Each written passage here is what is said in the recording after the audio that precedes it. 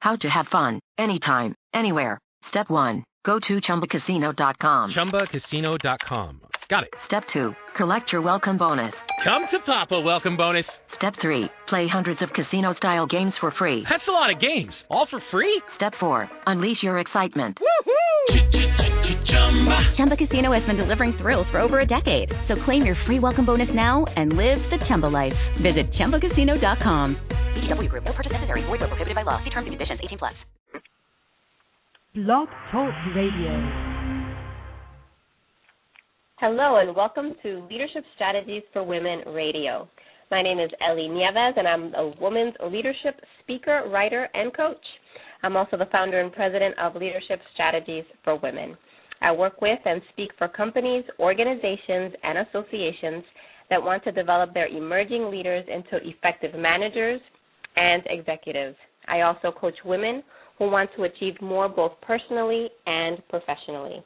Through my speaking and coaching programs, I help individuals and organizations to develop leadership skills and set strategic goals that will help them to achieve their vision for success.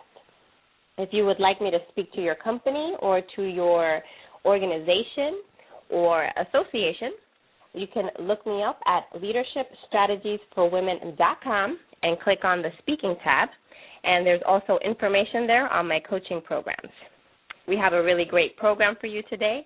Our guest is health and wellness coach Joyce Harrell. Joyce is going to share with us how living a healthy lifestyle contributes to a more productive and successful life. But before we bring Joyce on, I want to share some leadership strategies with you on setting and achieving high standards. You know, Ray Kroc once said that the quality of leaders is reflected in the standards that they set for themselves. And setting and achieving high standards for yourself can be challenging, especially if others around you are not setting high standards for themselves. But therein lies what separates a leader from the rest of the pack, the willingness and the ability to achieve at higher levels even when others don't. As an emerging woman leader, setting high standards requires that you develop a strategic and compelling vision for who you want to be and what you want to achieve. It is that vision that will provide you with the drive and perseverance to attain your leadership goals. In setting high standards for yourself, consider the following. First, meet and exceed the standards that you ask others to achieve. Always expect to work harder than others who answer to you. Second, surround yourself with only quality people. Surround yourself with individuals who encourage you and share your vision. Third and lastly, develop your personal discipline. Effective leaders have a long-term commitment to their goals. As you pave your leadership track, take the time to be introspective about who you want to become and how you're going to attain your goals, and be purposeful about setting high standards for yourself. So the topic of our program today is living your best life. Our guest is Joyce Harrell. Joyce is a nurse who's been practicing for over 21 years. She's also a health and wellness coach. She's an upcoming published author and a low glycemic expert. Joyce is married with 3 kids and 3 grandchildren, and Joyce utilizes low glycemic education to help clients meet a variety of goals, including fat release, reversal of insulin resistance, blood sugar control, and blood pressure control. Believing that sugar addiction is a physical and emotional addiction, Joyce has been able to help clients see results by taking small steps leading to permanent change. She's a healthy edge facilitator, an 8-week mind-body transformation coach, and a certified vision board coach. Joyce, welcome to the show. Oh, thank you, Ellie, and I'm just real honored to be here, and the business strategies that you gave were just awesome. I just want to let you know that was just an awesome thing that you just came up with, and I'm going to be applying that toward my business. Great. Well, thank you so much, Joyce. And Joyce, I'm really excited to have you on the show.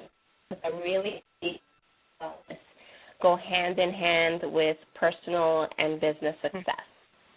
And before we launch right into our topic, I just want you to share a little bit about your background with us and tell us about, your business and your family life. Okay. Well, I have been married to the same man for 32 years now. And we, as you mentioned, I have 3 children and 3 grandchildren, and we lived a very busy life. My husband is a minister, and growing up, I went to nursing school actually when the kids were small, so I've always kind of done more than one thing at one time. As a nurse, over 21 years, one thing that I know that led me to the field that I'm pursuing now, is that I noticed there were a lot of younger people that had illness and health issues, stress issues, and it concerned me because the emphasis was always on the medication, the patch, let's fix the hole, let's fix the symptom, but there just didn't seem to be a lot of emphasis on, well, let's get to the root of the problem and fix the issue, and then we don't have to worry about the symptoms and those things. And I just saw a lot of people with severe health issues that I felt like were directly related to their lifestyle, whether that be a high stressful lifestyle or high stress lifestyle combined with poor eating combinations, or they didn't allow time for themselves. Their schedule was just too packed with go, go, go, and a lot of neglect of self. And some of this was induced probably out of maybe being uneducated in things that they could do to improve their situation. And some of it was just they didn't have time. But for whatever reason, people's health and wellness outcomes just are not very good these days. And I just have the passion to help bring a prevention perspective into the lives of these very busy, very unhealthy people. That's great. That's wonderful. And I think that that's very, very worthy work. I think that so many people don't tie the two together, or they go to work and maybe they have a low energy, they have mind fog, and they can't figure out that there's a correlation between the two. Big correlation, especially with some sugar addiction. But go ahead, you were going to ask. Yeah, I actually would love to talk about that sugar addiction, because I think a lot of us like to eat sweets, but we don't realize that we might possibly be addicted to sugar. Now, can you tell us what some of the symptoms are of someone who's addicted to sugar?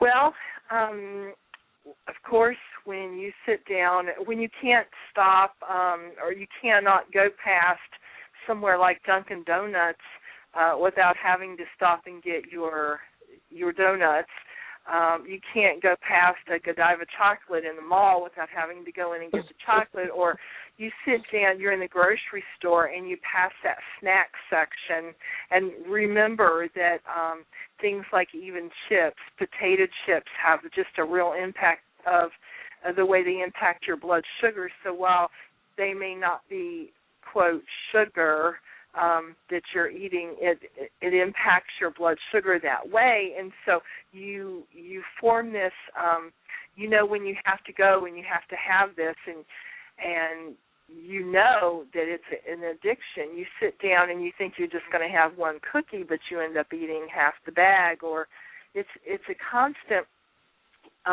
You get in a lull, and it's the way the blood sugar affects the body actually, that a couple of hours, if you've eaten a high sugar meal, you feel really good when you get this rush. But an hour and a half, 2 hours later, you get this very fatigued feeling, and you don't feel good. You feel like, I'm hungry, I've got to go have something to eat. But then you grab something that very quickly is going to raise that blood sugar, and it very most likely is going to be something high sugar or something that impacts the sugar very quickly. But you're drawn to those things. It's but the fatigue, you feel really good for the first few minutes, but then the fatigue and the really feeling bad sets in, and You just do it all over again. It's a cycle. And I think people don't realize that it can be an addiction. I think, when people think about addictions, they think about things like smoking, or they think about, caffeine, but they don't think sugar can be an addiction. And I think that we also make light of it by just saying, oh, I just have a sweet tooth. So you can take it as seriously, but it can be just as serious, can't it? It can. Ellie, it leads to other things other than just weight. Of course, that's going to be one of the most obvious things. Although not always. People can be addicted to sugar and still be thin. People can be very thin and still be unhealthy. But what ends up happening after years of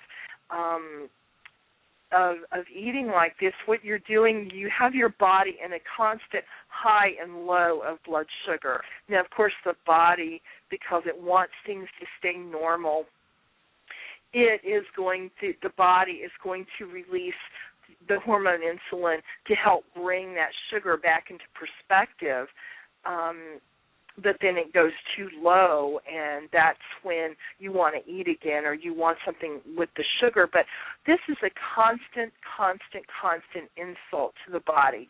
And what happens over a period of time is that you bring about something called metabolic syndrome or insulin resistance. And what this leads to then is this thickening in the belly, the belly fat, but it also brings on things like eventually the pre-diabetic state and eventually diabetes, but things like high cholesterol and high blood pressure. It's a triad of symptoms that is formed when you constantly do this. And there's so many type 2 diabetics now, and even in children this is being found, the obesity and the sugar cravings. But this insulin resistant and the type 2 diabetics has now even been found in children because of their poor eating habits, all the processed foods. So it brings on a whole lot of things if it's not brought under control. So how can someone start to make changes in their diet so that they can bring that under control?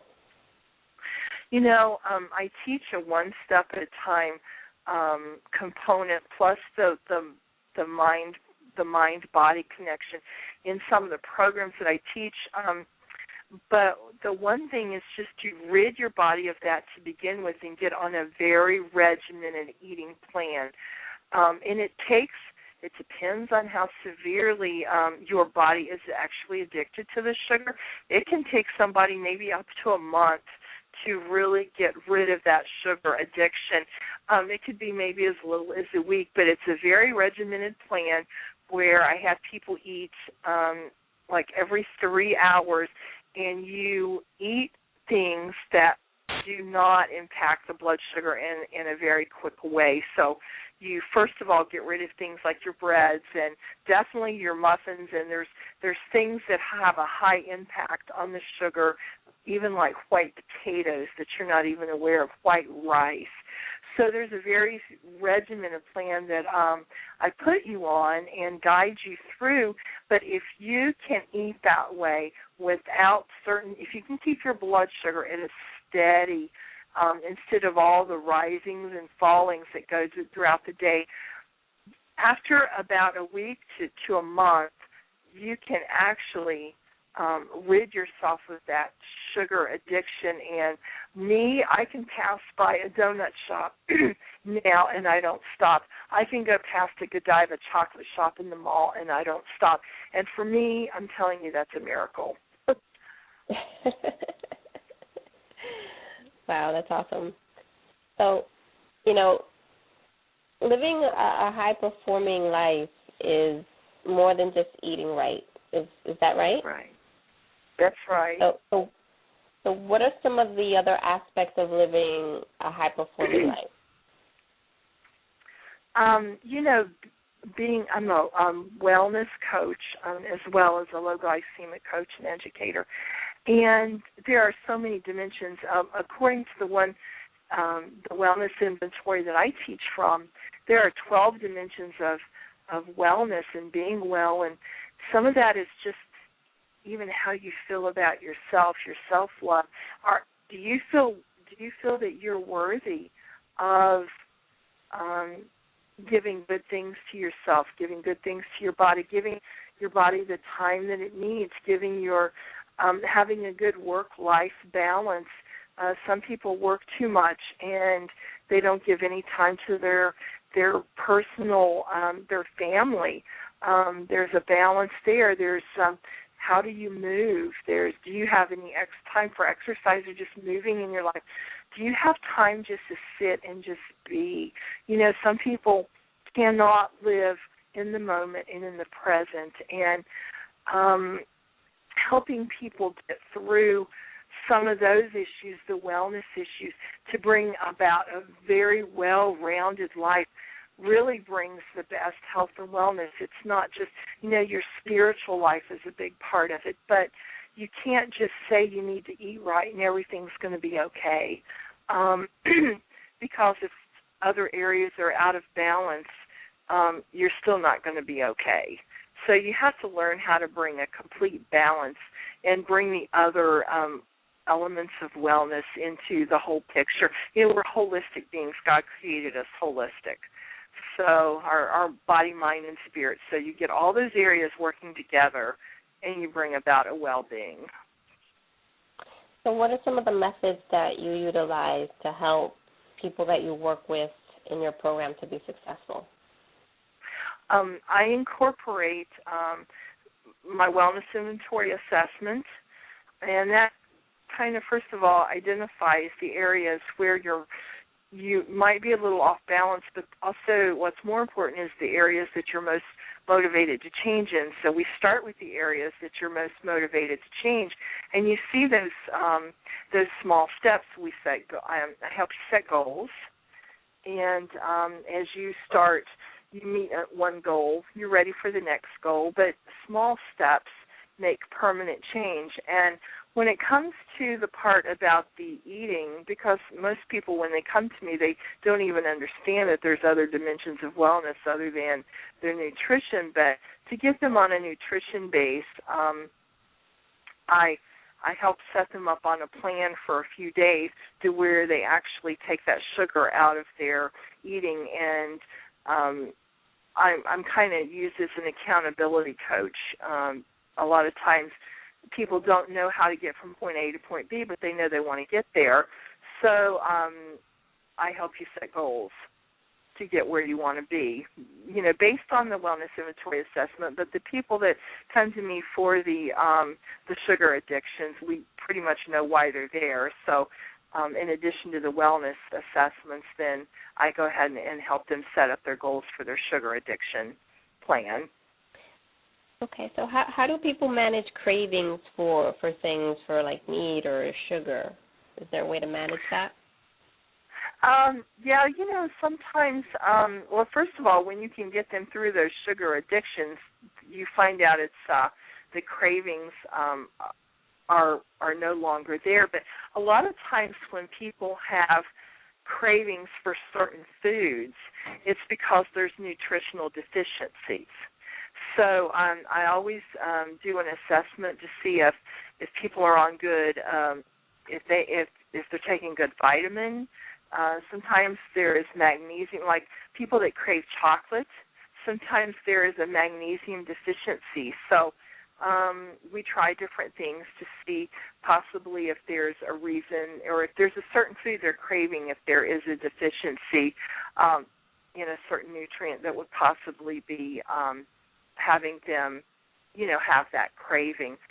A lot of times they're, and going back to the wellness thing, wellness assessments, there are emotional or mindset things that come into play too, and I try to find out if there are things even from the childhood that have you craving certain things. There could be memories even from childhood that set you up to crave certain foods. So we kind of explore all those areas as well. The mind-body, that's what the mind-body transformation coach is all about, because it might not just be about the physical food. It might be some deeper things going on.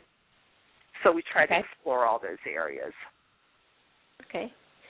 So what is some advice that you can offer to someone who wants to start considering a change in their lifestyle?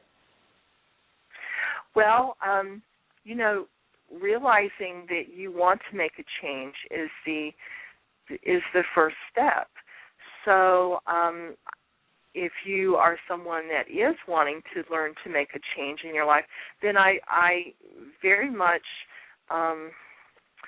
commend for you to find someone that you can be accountable to, whether that is maybe a good friend that doesn't have those same cravings that you have, someone that can help keep you accountable, or to find a coach that is an expert in that area, an expert in the thing that you want to change. Finding someone that can help you get from point A to point B and will hold you accountable to those changes is really probably the best thing that you can do. I have a business coach even myself personally, because I wanted to get from point A to point B, and she holds me accountable in the things that I need to be doing. So seek out someone. If you have ways that you want to change, seek out that person that can help you get from point A to point B and hold you accountable. That's great advice. So, Joyce, how can someone get in touch with you if they're interested in your program? Okay, they can email me at joyce@lowglycemicnurse.com. And I have a website, www.lowglycemicnurse.com, and there is a form there that says contact, and you can send me an email through the contact. And those are probably the two best ways to get up with me, is by email. Great. Well, Joyce, we really appreciate you coming on the show today. You really provided us with some great insight on how we could live healthier lives so that we can be more productive and high-performing in our work and in our businesses. Right. Thank you. I'm so thankful for you having me on your program. Well, we really enjoyed having you on. And to all my listeners, thank you so much for tuning in. If you enjoyed the show today, drop me a note on Facebook and let me know what you thought. You can find us on Facebook. Our page is Leadership Strategies for Women. Thank you so much for tuning in. Until next time, God bless.